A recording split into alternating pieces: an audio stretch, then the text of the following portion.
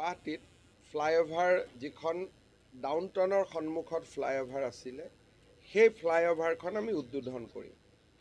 যিখন ছুপাৰ মাৰ্কেটত ফ্লাইঅভাৰ আছিলে আৰু ডাউনটাউনত এই দুইখন ফ্লাইঅভাৰ আমি ভগদত্তৰ নামেৰে নামাকৰণ কৰিব খুজিছোঁ। ভগদত্ত প্ৰথম, ভগদত্ত দ্বিতীয়, তাৰমানে ভগদত্ত প্ৰথম ফ্লাইঅভাৰ, ভগদত্ত ছেকেণ্ড ফ্লাইঅভাৰ।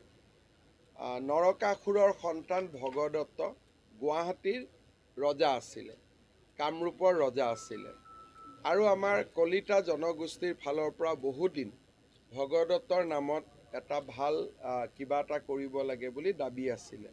সেইবাবে অহাকালি আমি পুৰণা ফ্লাইঅভাৰ ছুপাৰ মাৰ্কেটৰ, নতুন ফ্লাইঅভাৰ ডাউনটাউনৰ দুইখন ফ্লাইঅভাৰ আমি ভগদত্তৰ নামেৰে দিম, যে ভগদত্ত প্ৰথম ফ্লাইঅভাৰ, ভগদত্ত দ্বিতীয় ফ্লাইঅভাৰ, যাতে প্ৰাচীন কামৰূপৰ ৰজা হিচাপে তেখেতৰ নাম আৰু কীৰ্তি আমাৰ নৱপ্ৰজন্মৰ মাজত স্মৰণীয় হৈ থাকিব পাৰে।